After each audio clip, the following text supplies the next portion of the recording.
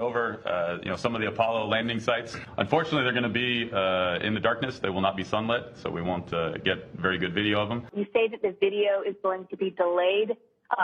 Can we get a more approximate time frame as to how long it's going to be until we're going to actually get to see this video? What sort of quality is the video going to be? And finally, can you just kind of explain why we're not getting to see these images live? I mean, I believe the Apollo 11 landing was broadcast live. Why now don't we have the technology to see all of this live? Not everybody can be a robot polisher. There is video that comes down from the spacecraft that we get here live in MCC that we were able to see coming directly off the video. They were a lot of fun to watch. We're going to record it while the Orion's out of the line of sight of the ground stations that bring the video down. Once we have that recorded on board, when we reacquire signal, when Orion comes out from behind the moon, we're going to downlink that video as fast as we can. Unfortunately, given the distance that Orion is and the fact that we do have some fairly high quality video, it's going to take a little bit of time. It's going to be a little slower than we might have want, but as soon as we get the data down, I'm sure our video processing folks will be processing that. Which of course leads to some of the video and pretty pictures. We are expecting to provide some good imagery. We want to share it with the public and get it to you folks as fast as we can. And we're being as transparent as we can here. First of all, we don't have the exact velocity at the sphere of influence where Orion will then become under the primary influence of the moon's gravity, but we don't have that exact figure available to us at this point. I just would have thought that was a potentially more significant issue, but obviously not. Any little details you can share? It was really a case where we were seeing something we didn't understand. We saw something we didn't quite understand. Again, something that we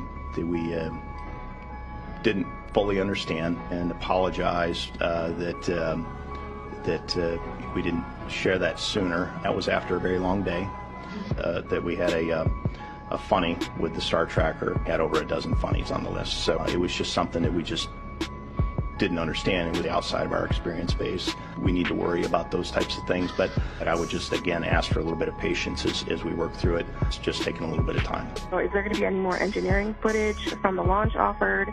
And we've been expecting more views, not only of the mission, but also from the launch pad. This is a phenomenon we will expect to continue periodically throughout the rest of the mission. And show you a 3D model, or show you kind of the graphic. In terms of more media release, yes, absolutely. We will share footage from the launch. We do have to manage bandwidth for any information that is recorded on board the Orion spacecraft. There are many other customers, science customers, that use the Deep Space Network. There is a capacity that we share there with other customers, but the data that is on the ground, we do need to go through that, and we have folks that literally have to look through every still image and every video